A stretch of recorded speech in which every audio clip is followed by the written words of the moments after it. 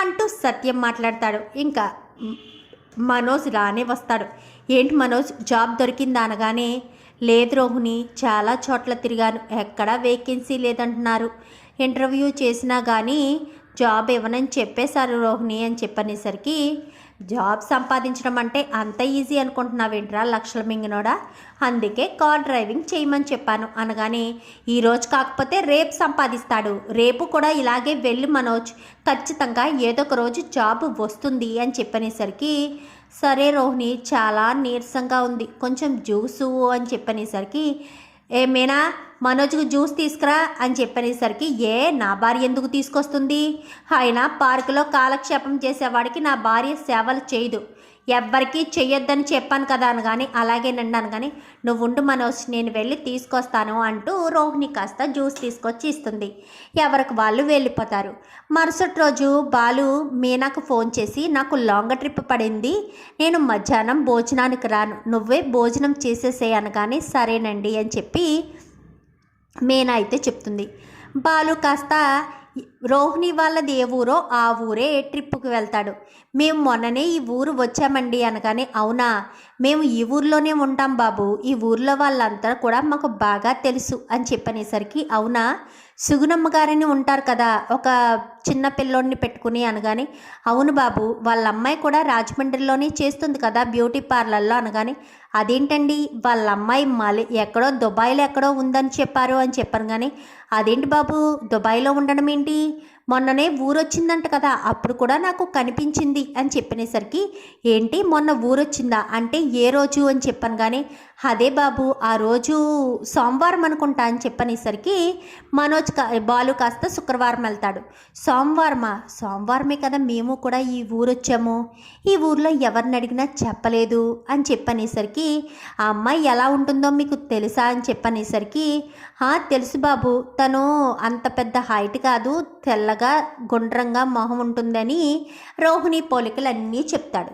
చెప్పేసరికి, అవునా, సరే ఆ అమ్మాయి ఈ అమ్మాయి ఏమో ఒకసారి చూడండి అంటూ రోహిణి ఫోటోని చూపిస్తాడు బాలు. ఎందుకో బాలుకి అలా అనిపిస్తుంది. చూపించేసరికి, అవును బాబు ఈ అమ్మాయే, నీకు తెలుసా అని చెప్పాను. కానీ ఆ పక్కన ఉన్న అబ్బాయి ఎవరు అని చెప్పనేసరికి, మా అన్నయ్య అని చెప్పాను. కానీ అవునా, ఫ్రెండ్ అయ్యి ఉంటుందిలే, పాపం ఆ అమ్మాయి జీవితం మోడు కాచిన వెన్నెలైపోయింది కదా అని చెప్పాను. కానీ ఏమైందండి అని చెప్పాను. కానీ మీకు తెలియదా బాబు, ఆ అమ్మాయికి వాళ్ళమ్మ చిన్న వయసులోనే పెళ్లి చేసింది, పాపం తండ్రి లేడు కదా, తండ్రి చిన్నతనంలోనే చనిపోయాడు, అందుకు చిన్న వయసులోనే పెళ్లి చేసింది.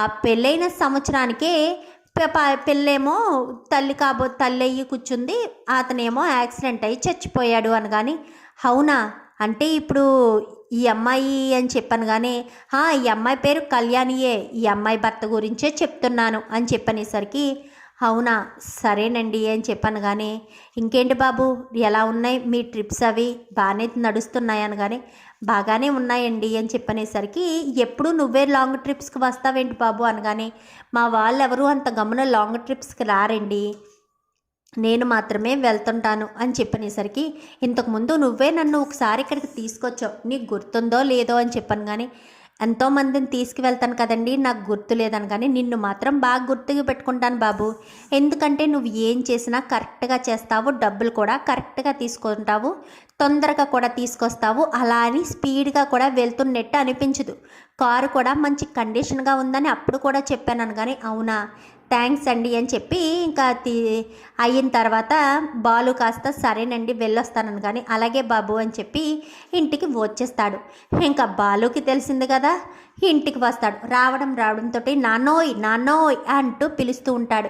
నాకు ఇంకొక నిజం తెలిసిపోయింది నాన్న, కానీ సాక్ష్యాలు లేవు, వీడియోలు తీయలేదు, ఆయన నాకు చెప్పారు, నేను నీకు చెప్పడానికి వచ్చాను అనగానే, ఏంటా నిజాలు తెలిసిపోయాయి అనగానే, ముఖ్యంగా నీకే చెప్పాలి ప్రభావతమ్మ, నాన్న అందరిలోని చెప్పాలా లేదంటే నీకు అమ్మకు మాత్రమే చెప్పాలా అనేసరికి, ఈ లోపు అందరూ వస్తారు.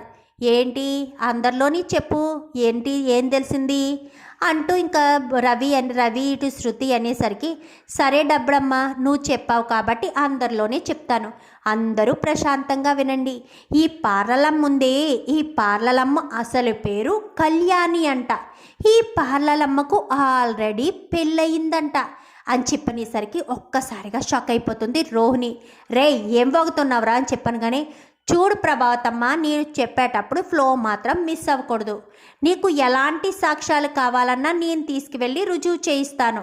అప్పటి వరకు నువ్వు మాట్లాడుకు. నాకు తెలిసినవన్నీ చెప్పాలి కదా. పార్లలమ్మకి ఎప్పుడో పెళ్ళయిందంట. పెళ్ళైన సంవత్సరానికే పాపం భర్త చనిపోతే అప్పుడే కడుపుతో ఉండడంతో ఒక బిడ్డ కూడా పుట్టాడంట. ఆ బిడ్డనే వాళ్ళ అమ్మ చూసుకుంటూ వాళ్ళ అమ్మ దగ్గరే ఉంటుందంట అని చెప్పనేసరికి ఒక్కసారిగా రోహిణి షాక్ అయిపోతుంది. ఎవరు చెప్పారా ఇదంతా అబద్ధం అనగానే, చూడు చూడు ప్రభావతమ్మ, నేను చెప్పేది అబద్ధం అయితే పార్లలమ్మ మోహన్ చూడు ఒక్కసారి ఎంత టెన్షన్ పడుతుంది. నెవ్వరికి చెమటలు పట్టట్లేదు, పార్లలమ్మకు మాత్రమే చెమటలు పడుతున్నాయి. ఎందుకంటే ఇప్పుడు వరకు నేను చెప్పేదంతా నిజం కాబట్టి. ఒకవేళ అబద్ధమే అనుకో, పార్లలమ్మ ఈ పాటికి నా మీద కేకలు వేస్తూ నా మీదకి వచ్చేసేది కదా. నా భర్తను అంటారా అంటూ కేకలు వేసే పార్లలమ్మ తన మీద ఇంత నింద వేస్తే ఎందుకు సైలెంట్గా ఊరుకుంటుంది? చెప్పు ప్రభావతమ్మ. నీకు వాళ్ళెవరో చెప్పనా? మన ఇంటికి వచ్చారే సుగుణమ్మ, ఆ సుగుణమ్మ వాళ్ళ మనవడే, వాళ్ళమ్మ వాళ్ళ కొడుకు. నీకు మరొక షాకింగ్ న్యూస్ చెప్పనా? అమ్మ లేదు అని చెప్పింది కదా పార్లలమ్మ. మరి అమ్మ ఎక్కడి నుంచి వచ్చింది అనుకుంటున్నావా? ఉన్న క్యారెక్టర్ని లేదని, లేని క్యారెక్టర్ని ఉందని క్రియేట్ చేసింది. అంటే దీన్ని బట్టి నీకేమర్థమైంది? అమ్మ ఉంది, నాన్న లేడు అంటే నీ మలేషియా గోవిందా. ఎవరైనా అత్తవారింట్లో ప్రాబ్లం వస్తే పుట్టింటికి వెళ్తారు అన్న సామెత నిజమేమేనా? మొన్న పార్లలమ్మ వాళ్ళ ఇంటికి వెళ్ళామా? ఆ పార్లలమ్మ వాళ్ళమ్మ కంగారు పడుతూ చింటుగాడు ఏదో చెప్పబోతూ ఉంటే చెప్పనివ్వలేదు కదా. అప్పుడు నాకు అర్థం కాలేదు. ఈరోజు నాకు అర్థమైంది. పార్లలమ్మ అక్కడే ఉంది, అందుకే వాళ్ళమ్మ వింటున్నట్టుగానే సమాధానం చెప్పింది. అందుకే మనం చెప్పకుండానే మనకంటే ముందే మనం అంతా వెతుక్కుంటూ వచ్చాము. ఈ పార్లలమ్మ మాత్రం పరుగున ఇంటికి వచ్చేసింది అని చెప్పనేసరికి ఒక్కసారిగా ప్రభావతి షాక్ అవుతుంది. ఏంటి ప్రభావతమ్మ మాట్లాడవేంటి? చెప్పు మరి, పార్లలమ్మ చెప్పేది నిజమా అబద్ధమా? పార్లలమ్మ నోరు విప్పి సమాధానం చెప్పు. ఒకవేళ నువ్వు సమాధానం చెప్పడంలో తప్పు చెప్పావే అనుకో, నేను అందరినీ తీసుకువెళ్ళి కావాలితే రాజేష్ గారిని కూడా రప్పించి అందరినీ కేపీపాలెం తీసుకువెళ్ళి మీ ఇంట్లో కూర్చోబెట్టి చుట్టుపక్కల వాళ్ళని తీసుకొచ్చి మొత్తం విషయమంతా బయట పెట్టిస్తాను. అలా బయట పెడతావా లేక ఇప్పుడే బయటపడతావా? నీ ఇష్టం పార్లలమ్మ. మన వైపు ఇంత పెద్ద తప్పు పెట్టుకుని ఎదుటి వాళ్ళని నోటుకొచ్చినట్టల్లా మాట్లాడితే ఇలాంటి పరిస్థితుల్లో మనమే బుక్ అవుతామన్న విషయం గుర్తుపెట్టుకోవాలి అని చెప్పి బాలు అనేసరికి, ఏంటి రోహిణి ఏంటిదంతా? నీ పేరు కళ్యాణియా? అంటే ఆ రోజు ఫోన్ మాట్లాడింది మీ అమ్మనా? మీ అమ్మ కాబట్టే నువ్వు కళ్యాణి అంటూ పిలిచిందా? చెప్పు రోహిణి అంటూ చెంప చెల్లుమనిపిస్తుంది ప్రభావతి. అది కదత్తయ్య అని చెప్పాను కానీ, బాలు చెప్పిందంతా నిజమా అబద్ధమా అని చెప్పనేసరికి ఇంకా బాలు ఇరికించేశాక ఏం చేస్తాడు? సైలెంట్గా ఉంటాడు కదా. మమ్మీ రోహిణి మాత్రం నిజమే అత్తయ్య అని చెప్పనేసరికి ఒక్కసారిగా షాక్ అయిపోతుంది. ప్రభావతి అయితే అలా కుప్ప కూలిపోయి తల పట్టుకుని కూర్చుంటుంది. చూద్దాం మరి రాబోయే ఎపిసోడ్స్లో మరి ఏం జరుగుతుందో, ప్రభావతి ఎలాంటి నిర్ణయం తీసుకుంటుంది, రోహిణిని ఇంట్లో ఉండనిస్తుందా లేక ఇంట్లోంచి బయటికి పంపించేస్తుందా? ఇదంతా కూడా రాబోయే ఎపిసోడ్స్లో చూసి తెలుసుకునేద్దాం. మా వీడియో కనుక మీకు నచ్చినట్లయితే వెంటనే లైక్ చేసి మా ఛానల్ని సబ్స్క్రైబ్ చేసుకొని పక్కనే ఉన్న బెల్ సింబల్లో ఆల్ పై క్లిక్ చేయండి. ఎలా చేయడం వల్ల అందరికంటే ముందుగా చూడవచ్చు.